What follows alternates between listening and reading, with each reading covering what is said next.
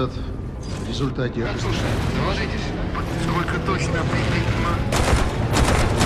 Suatu hari pesawat pengintai Soviet mendeteksi konvoi lapis baja Jerman bergerak di sepanjang jalan Warsawa hanya 190 km lagi menuju Moskow. Setelah laporan itu diterima, pihak Soviet mulai panik. Jerman telah menerobos 2 garis pertahanan dan kini tak ada lagi yang bisa menghentikan mereka menuju Moskow.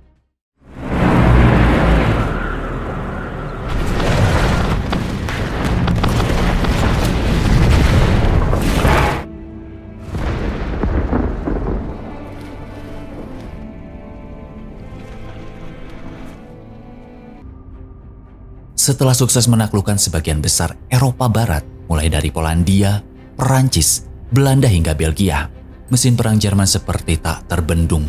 Pada tahun 1941, Hitler melancarkan Operasi Barbarossa, invasi besar-besaran ke Uni Soviet.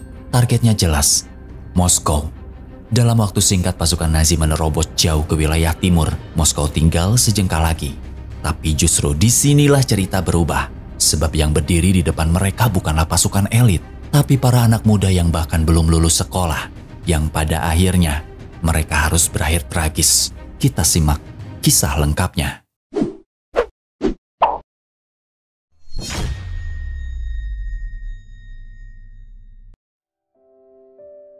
Di awal cerita kita diperkenalkan dengan seorang kadet muda bernama Alex Lavrov. Alex ini sok jago, ceroboh, dan tukang bikin onar. Di lapangan, saat latihan menembak tank tiruan yang ditarik tali, Alex dengan pedenya menembak. Tapi justru mengenai talinya, latihan pun jadi kacau. Melihat kejadian itu, Kolonel Ivan Strelbitsky kecewa dan langsung menghentikan latihan. Ivan, komandan yang dikenal tegas, meski terlihat keras, ia sangat peduli terhadap anak-anak didiknya. Saat dibariskan dan ditanya soal kesalahan tadi, Alex bingung. Ia malah menjawab, tidak sengaja menghancurkan sambungan tali di target terakhir. Dengan tegas Ivan bilang kesalahan menembak jangan disepelekan. Di medan perang itu bisa berakibat fatal. Dikarenakan otak Alex ini lemot, kemudian Dmitri maju dan menjelaskan. Barulah dia mengerti. Di antara para kadet, Dmitri dikenal paling tenang, cerdas, dan disiplin. Dia merupakan teman dekat Alex. Ketika istirahat, perhatian Alex teralihkan oleh Masha. Masha merupakan perawat muda yang cantik, lembut, dan cerdas. Ketahuan saling curi pandang, Dmitri cemburu. Jujur ia pun menyukai Masha. Tapi daripada saling menjatuhkan, mending bersaing secara sehat. Biarkan Masha memilih. Meski sudah sepakat, malamnya Alex curang. Mencuri start dengan diam-diam menyelinap ke rumah sakit. Lalu menyelipkan bunga ke tangan Masha yang tertidur saat berjaga. Menyadari ada yang datang, ia pun sembunyi di samping lemari. Dr. Niki curiga mendengar langkah kaki seseorang. Niki adalah perwira medis senior yang bertugas di rumah sakit militer. Ia digambarkan sebagai sosok yang tegas, disiplin, dan berpengalaman. Saat Niki salvok melihat bunga itu, Masha jadi salah tingkah. Begitupun Alex yang hampir menjatuhkan botol obat karena gugup. Melihat kakinya nongol, Niki tak paham, lalu pergi meninggalkan ruangan. Aksi nekat Alex berhasil membuat Masha terkesan. Masha mengecup bibir pelan, Alex pun diam keenakan. Saat kembali ke barak, Dmitri marah. Alex melanggar kesepakatan. Tanpa rasa bersalah, ia hanya meminta maaf, lalu berbisik, "Tadi Masha menciumku." Mendengar itu, Dmitri naik pitam. "Dasar bajingan kau." Seketika ucapan itu menyulut emosi Alex, mereka pun jadi baku hantam. Tak lama kemudian, Letnan Alyoskin tiba. Alyoskin adalah seorang perwira muda yang bertugas melatih dan memimpin para kadet. Alyoskin pun memutuskan menahan mereka selama 5 hari.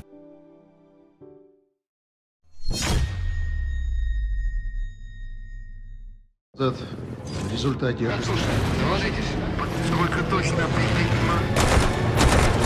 Suatu hari pesawat pengintai Soviet mendeteksi konvoi lapis baja Jerman bergerak di sepanjang jalan Warsawa hanya 190 km lagi menuju Moskow.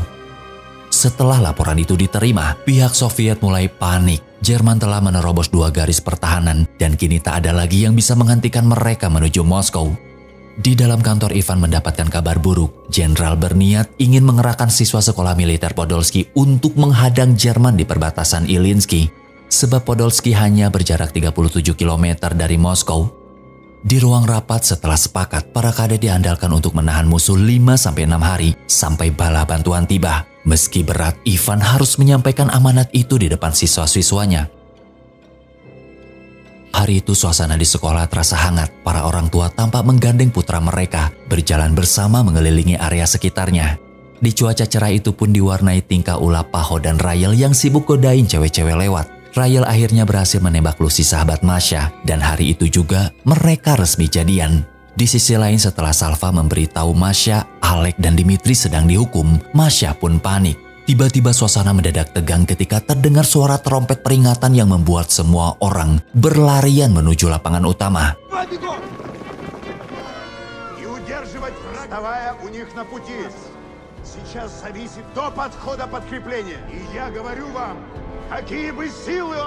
Di lapangan setelah siswa dan guru berkumpul, dengan berat hati, Kolonel menyampaikan kabar buruk itu. Di dalam tahanan, Alec dan Dimitri mulai panik. Alec punya ide ngajakin Dimitri kerjasama. Nanti kalau penjaga datang kita ikat lalu kabur. Namun Dimitri menolak sehingga keduanya kembali bersih tegang. Dari luar terdengar Masya berteriak. Alec muncul di jendela, mengaku ditahan 5 hari karena berkelahi. Masya yang akan berangkat ke garis depan takut tidak bisa pulang. Setelah Alec meyakinkan Masya mereka pasti bertemu lagi, Masya pun pamit pergi.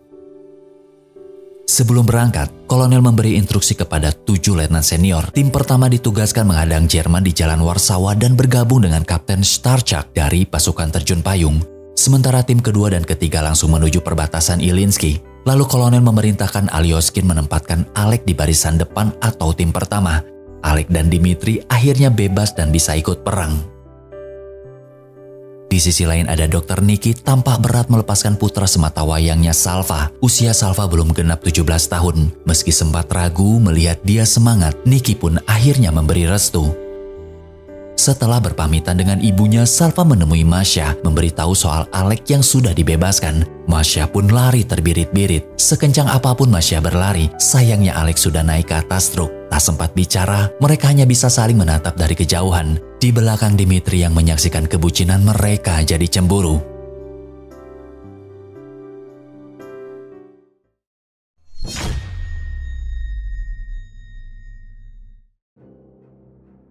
Setelah semua anggota diberangkatkan, tim Alyoskin segera menyusul dengan membawa muatan amunisi. Di luar gerbang karena belum siap melepas putra mereka, truk yang mau keluar dihadang oleh para orang tua murid. Kericuhan pun terjadi. Di situasi itu Lisa dan Vovka datang. Mereka anak dan istri Alyoskin. Karena mendadak pergi Lisa jadi panik. Namun Alyoskin berjanji pasti dia pulang. Lalu berpesan kepada Vovka supaya menjaga ibu selama ayah pergi. Di awal keberangkatan, Biro Informasi Soviet melaporkan pesawat tempur Jerman telah menerobos jalur utama dari barat daya, memicu kepanikan dan gelombang pengungsian warga sipil. Di dalam mobil suasana yang tadinya tegang jadi terhibur oleh Roka yang membacakan karangan puisinya. Namun tak lama serangan udara datang. Mereka segera berhamburan keluar. Roka yang sadar bukunya tertinggal, nekat kembali masuk ke dalam. Di tengah hujan peluru, 2 truk berisi amunisi mulai terbakar. Sebelum meledak, mereka segera mengevakuasi muatannya agar tidak merembet satu sama lain. 1 truk di bawah Senko menjauh ke depan hingga truk itu meledak. Saat semua mengira Chenko tak sempat keluar, tiba-tiba ia nongol berhasil selamat dari maut. Semua bersorak senang melihat ia masih hidup, namun kegembiraan itu seketika sirna. Roka tertembak. Di tengah momen itu dalam kondisi sekarat, ia bilang, "Ini cara bodoh untuk mati, bahkan aku belum sempat sampai ke garis depan." Roka mengembuskan nafas terakhirnya.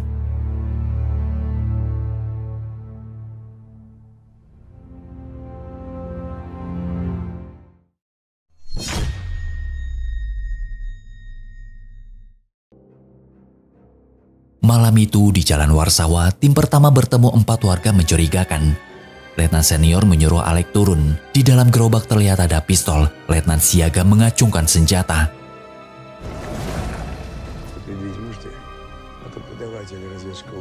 Tapi di tengah situasi genting, salah satu dari mereka mengenali Alec. Dia adalah Yerokin, teman masa kecil di panti asuhan.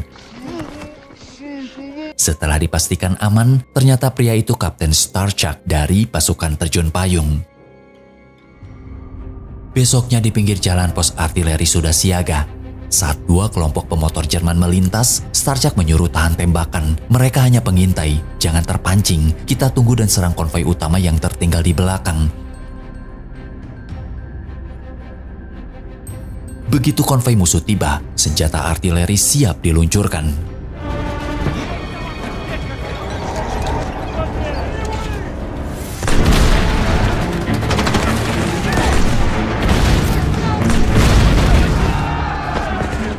Di tengah pertempuran, dari samping Jerman berhasil menerobos melumpuhkan penembak artileri sehingga Starchak kerahkan tim mengejar musuh dan Alec yang panik malah ikut berlari ke dalam hutan meninggalkan formasinya. Di hutan Alec terjatuh tepat di depan musuh. Tahu pelurunya kosong bukannya menembak, ia malah bengong.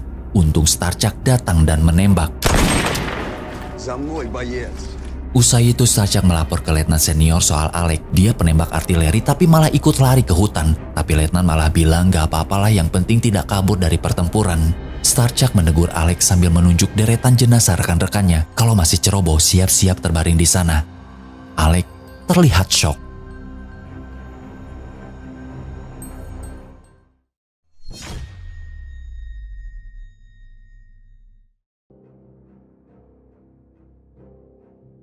Melihat para prajurit muda datang, warga sipil yang membangun pertahanan tanpa pesimis. Mereka khawatir anak-anak itu hanya akan jadi korban sia-sia. Di lokasi, Tuan Vasil penanggung jawab konstruksi menemui Ivan. Tapi Ivan marah. Benteng belum selesai, tak ada kamuflase, dan pos senjata tanpa plat baja. Ini bukan pertahanan, ini peti mati. Kena satu serangan saja semua orang di dalamnya bisa tewas. Vasil beralasan, mereka sudah bekerja semaksimal mungkin, bahkan wanita dan orang tua ikut lembur tanpa tidur. Tak mau mendengar alasan, Ivan acuhkan senjata. Aku tak mau 3.500 prajurit mati sia-sia di dalam lubang buatanmu.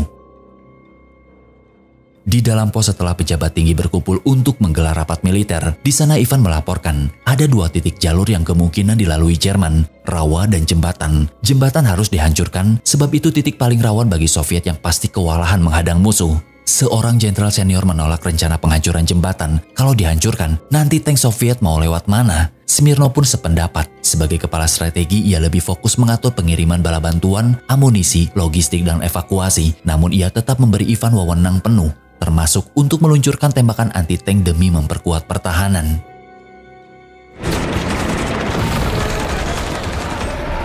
Pertempuran di Jalan Warsawa kian sengit. Alec yang mulai fokus berhasil mengarahkan tembakan dengan tepat, melumpuhkan satu tank musuh. Malam harinya menyadari posisi Jerman semakin dekat, seluruh pasukan di perbatasan Ilyinsky dikerahkan tanpa istirahat. Mereka terus menggali benteng dan menyiapkan posisi meriam.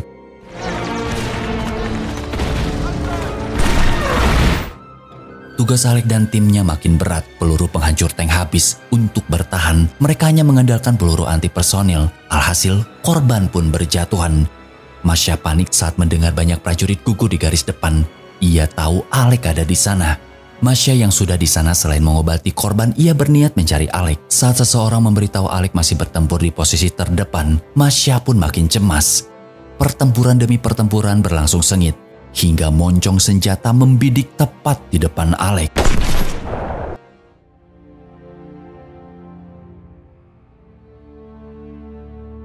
Malam itu barisan depan berhasil dievakuasi ke perbatasan Ilyinsky. Alec yang terluka selamat dari maut membuat Masya lega, namun ia tak kuasa menahan tangis. Terlalu banyak yang mati, bahkan beberapa jasad belum sempat dikubur. Красиво у тебя жена будет, Лавров. Контузия украшает мужчин. Пришлось всю округу прочесать.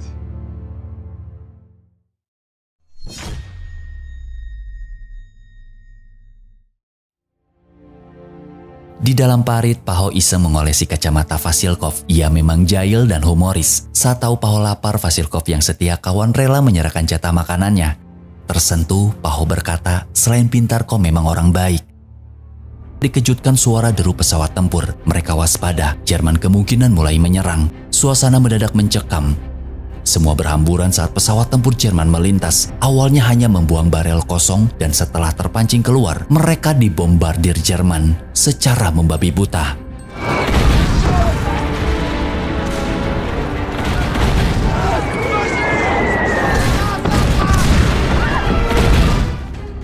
Usai menyuruh Vasilkov tiarap, Paho bangkit dari parit, namun seketika dihantam bom. Suasana sempat hening. Hingga tiba-tiba puluhan bom gravitasi dijatuhkan dari lambung pesawat Jerman, mengoyak bumi dalam sekejap.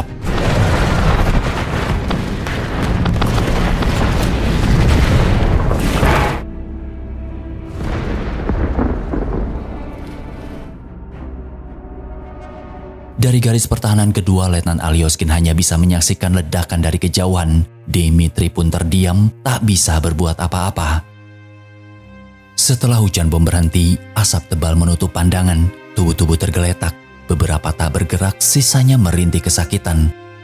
Tanah berubah jadi kuburan terbuka dengan pekatnya aroma mesiu. Saat masuk ke parit untuk memberi pertolongan, Masya dan Vera terkejut melihat kondisi para prajurit.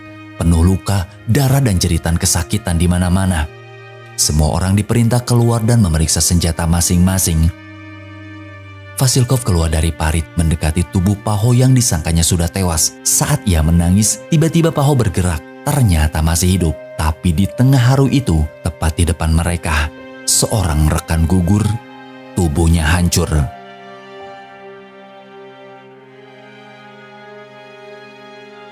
Tak lama berselang, mereka kembali dikejutkan oleh gelombang infanteri dan tank lapis baja dalam jumlah besar. Sebelum pasukan musuh melintasi jembatan, pertahanan Soviet bergerak. Penembak senapan mesin tetap di posisi membabat infanteri, sementara meriam menghantam tank-tank yang merangsek maju.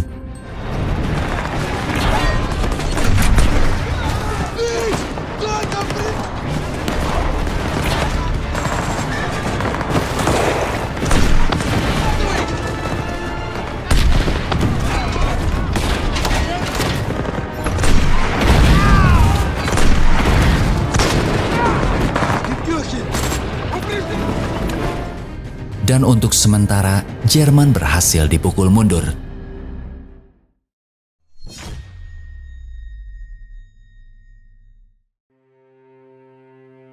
Di rumah sakit darurat, Dmitri datang menjenguk Alek. Keduanya saling mengkhawatirkan. Persahabatan mereka kembali hangat seperti semula.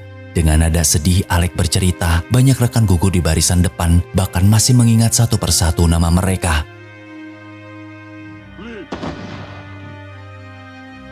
Malam itu saat pengintaian di tepi danau, begitu mengetahui ada 4 batalion artileri di sekitar sana, Starchak segera mencatat koordinatnya dan mengirim 2 orang anggota untuk melaporkan hal itu ke markas.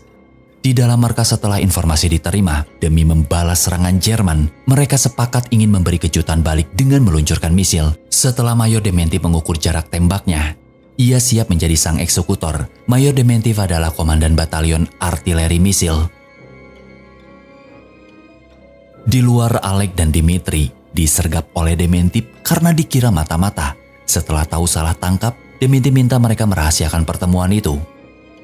Tak lama mereka melihat mobil mencurigakan dan segera bersembunyi. Saat berpapasan dengan Vasil si ahli konstruksi, pria itu pura-pura ramah lalu tiba-tiba menusuknya. Ternyata mereka mata-mata Jerman yang memakai seragam Soviet. Atas laporan Alek dan Dmitri, Smirnov langsung mengerahkan tim untuk mengejar pelaku. Diduga mereka sudah tahu tentang rencana serangan misil. Keesokan pagi di tepi danau, Starchak dan Paho mengintai seorang tentara Jerman yang tengah asik memancing. Rencananya saat misi diluncurkan, kita culik si Jerman. Tapi Paho malah fokus pada nanas di atas meja. Di lapangan rahasia ketika Mayor Dementiv dan timnya tiba untuk meluncurkan misil, mata-mata Jerman siap menyerang dari belakang. Pasukan Soviet langsung membantai mereka. Begitu misil diluncurkan, Starchak dan Paho berlari menculik kedua orang Jerman itu.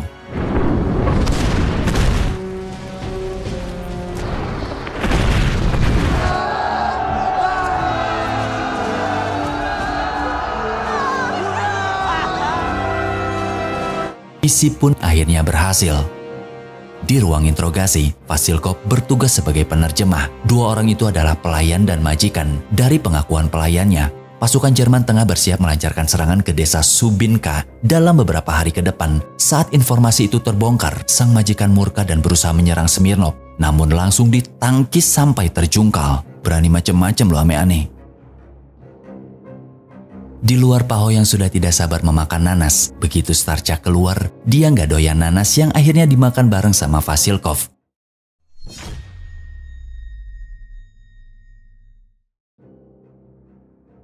Di garis pertahanan pertama, para kadet mulai memulihkan area pertempuran. Namun di sela tugas, mereka justru asik bergosip soal tentara Jerman yang dianggap kena mental. Sudah 2 hari bersembunyi, udah macam kayak tikus aja. Tak butuh waktu lama, Jerman kembali menyerang dengan melemparkan gas asap ke parit pertahanan.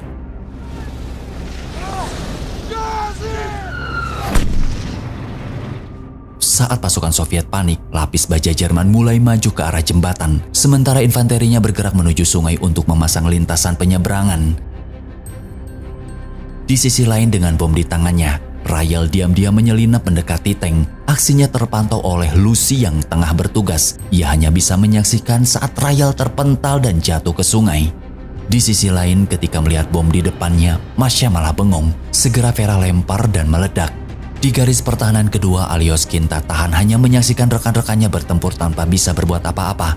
Namun Ivan mengingatkan, jika semua maju dan gugur, mereka tak akan punya pasukan cadangan terakhir. Habislah kita. Hingga akhirnya pertahanan Soviet berhasil disusupi pasukan Jerman, memaksa mereka terlibat dalam pertempuran jarak dekat.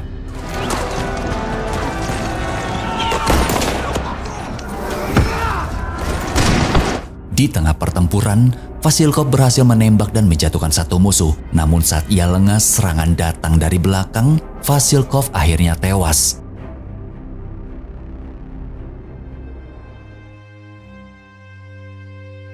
Di dalam parit, seorang prajurit panik saat menyadari kehilangan kedua matanya. Masya dan Vera tampak kelelahan, terlalu banyak korban yang harus mereka tangani. Sementara itu, Lucy nekat berlari ke arah berbahaya demi mencari kekasihnya Rael. Namun harapannya runtuh saat ia menemukan Rael telah tewas. Di tengah pemakaman, Paho menyimpan kacamata Vasilkov sebagai kenang-kenangan dari sahabat terbaiknya. Tak lama Lucy merasa ada yang aneh. Ia yakin Rael belum benar-benar tewas. Ketika Vera mendekati kaca ke hidung Rael, dugaan itu terbukti. Ia masih bernapas.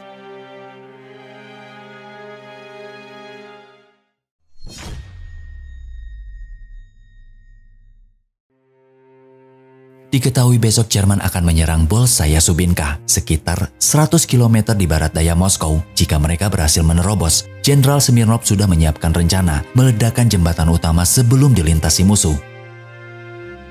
Di baris pertahanan ketiga, Masya berlari untuk menemui Dmitri setelah tahu akan bertempur di Bolshaya Subinka. Masya tanpa diliputi rasa bersalah. Tak tahan, ia memeluk Dmitri seerat mungkin, seolah takut kehilangan. Dari kejauhan Alek melihatnya. Masya menangis, lalu pergi. Untuk menghindar kesalahpahaman, Dmitri menjelaskan ia dan Masya sudah saling kenal sejak umur 3 tahun. Mereka satu sekolah, sering main bareng, bahkan dulu semua orang mengira mereka akan menikah. Alex pun mengerti, yang terpenting sekarang Dmitri harus kembali dengan selamat.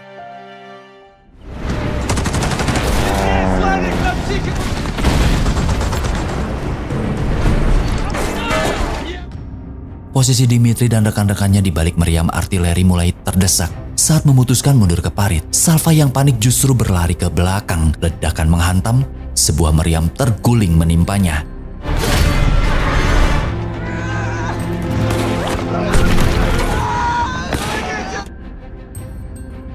Belum sempat melempar granat yang digenggamannya, Chenko tersambar semburan api hingga ia terbakar hangus.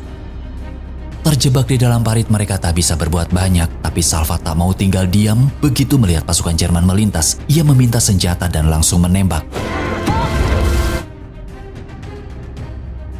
Namun aksinya membuat posisi mereka terbongkar, yang akhirnya diberendel peluru.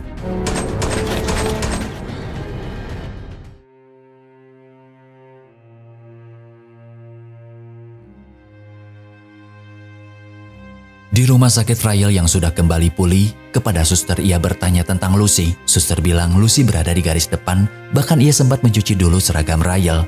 Ketika suster izin pergi, dengan wajah sedih. Dari bawah, ia melihat ternyata Lucy telah tewas.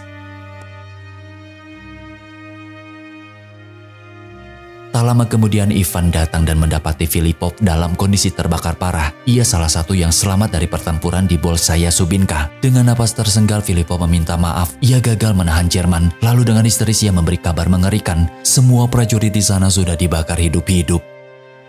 Teringat Salva, putra satu-satunya. Tubuh Niki langsung lemas. Ia bilang ke Ivan, kenapa anak-anak ini dipaksa perang? Masa depan mereka masih panjang. Ibu mana yang sanggup melihat anak kandungnya dibakar, diledakkan, tubuhnya hancur berkeping-keping. Ini bukan perang, Ivan. Ini pembantaian. Ivan hampir tak bisa berkata apapun kecuali satu hal. Dia hanya menjalankan tugas atasan. Di sisi lain, Rael pun akhirnya tahu Lucy telah tewas. Di garis pertahanan pertama saat di dalam parit, Paho menangkap selembaran propaganda berisi ajakan menyerah karena Soviet disebut sudah kalah. Tapi bukannya takut, Paho malah jadikan bahan candaan sambil bilang lumayan buat nyebok dan waktu mau pergi boker tanpa alasan Sergei tembakan senjata. Semua panik. Akibat kehilangan kedua matanya, Sergei jadi mudah cemas, takut dan sulit kendalikan diri. Di rumah sakit, Rael merasa sudah pulih dan ingin kembali ke garis depan. Meski Niki melarang, ia tetap nekat pergi. Malam itu saat dua anggota gagal meledakkan jembatan, di belakang Rael datang lalu berkata itu kabelnya putus dan ia pun bersedia turun tangan menyambungkannya kembali. Bersembunyi di bawah rakit dengan tameng mayat di atasnya, Rael berhasil menyelinap ke bawah jembatan. Meski tertembak dan menahan sakit, ia tetap berjuang menyambungkan kabel jebakannya. Setelah berhasil, karena mustahil kembali, ia bertahan di sana.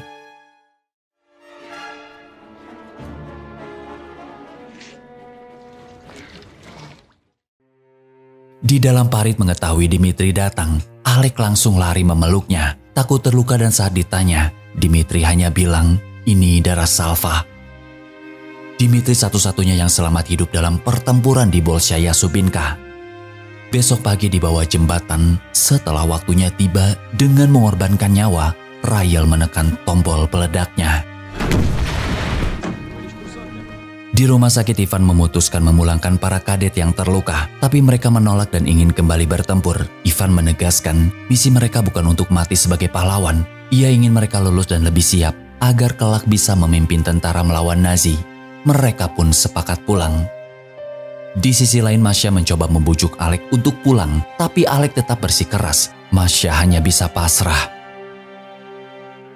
Di detik-detik keberangkatan, Alek memeluk Dimitri sambil berbisik meminta bantuan. Saat yang lain lengah, ia menyelinap di belakangnya.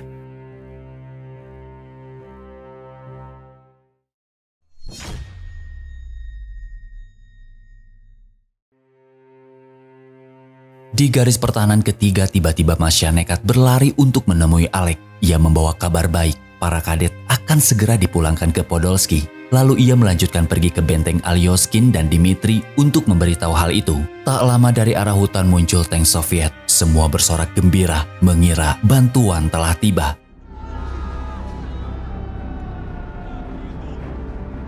Setelah menyadari mereka tertipu, dari yang awalnya senang, malah berubah panik. Dari arah belakang, pasukan Jerman menyusup dan berusaha mengepung posisi Soviet. Untuk mengantisipasi serangan itu, tim Alex menargetkan ke barisan kendaraan tank Jerman bagian belakang, sedangkan bagian depan dilumpuhkan oleh tim Alyoskin. Dikira tim Alyoskin sudah siap, ternyata dia baru memposisikan senjata.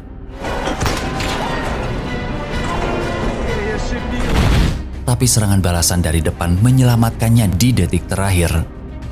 Saat posisi makin kritis, barisan depan akhirnya harus berlindung di parit.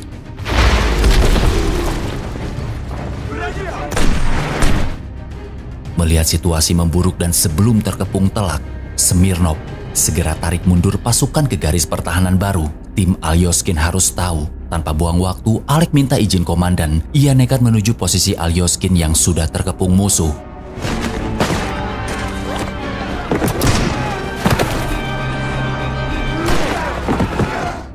Di tengah pertempuran, begitu melihat Masya dan hendak ke sana, Dimitri malah tertembak. Masya membawa Dimitri ke tempat aman dan mencoba mengobatinya. Tapi Dimitri tahu waktunya tak lama lagi. Dalam detik-detik terakhir, mereka mengenang masa kecil bersama. Tak lama Alek datang dan Dimitri pun menghembuskan napas terakhir. Saat Alek menyampaikan perintah mundur, posisi mereka sudah terkepung. Ia menolak pergi dan menyuruh Alek menyelamatkan diri. Saat Alyoskin bersiap meluncurkan tembakan anti-tank dari dalam pos kamuflase, Alek tak tinggal diam. Ia langsung menyusul, tak ingin letnan bertarung sendirian. Setelah satu tank berhasil dilumpuhkan, Jerman mulai mencari posisi mereka. Melihat ada tank berat yang mengintai, Alyoskin menahan Alek. Tunggu, pelurunya tak akan menembus baja setebal itu. Untuk menguatkan diri, Alyoskin selipkan foto istri dan anaknya di sela depan meriam biar hati tetap tenang meski maut mengintai. Tak lama kemudian Masya datang dan meminta senjata. Ia ingin membantu mempertahankan posisi dari serangan musuh.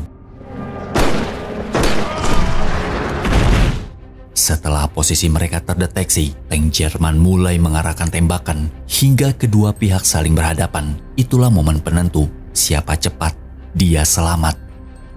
Baru mulai fokus, Masya tertembak, disusul granat yang mendarat di pos mereka.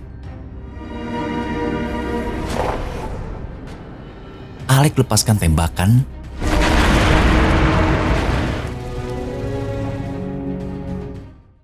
berhasil mengenai target, tapi tidak dengan bom, yang akhirnya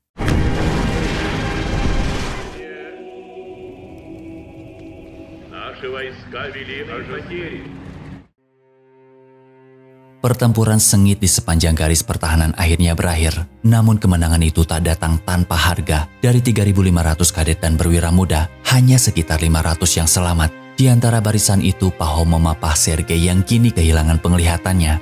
Tak ada lagi canda khas mereka, hanya sunyi dan kenangan tentang mereka yang tak kembali.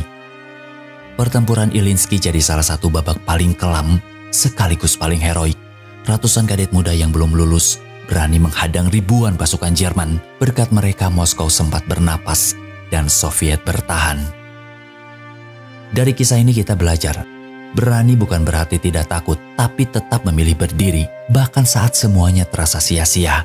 Kita harus selalu ingat kemerdekaan bukan sekedar cerita masa lalu, tapi warisan dari mereka yang rela kehilangan segalanya. Terima kasih telah menonton. Kalau suka dengan video ini, boleh ditekan tombol like-nya. Sampai jumpa di cerita selanjutnya bersama Box Review Film.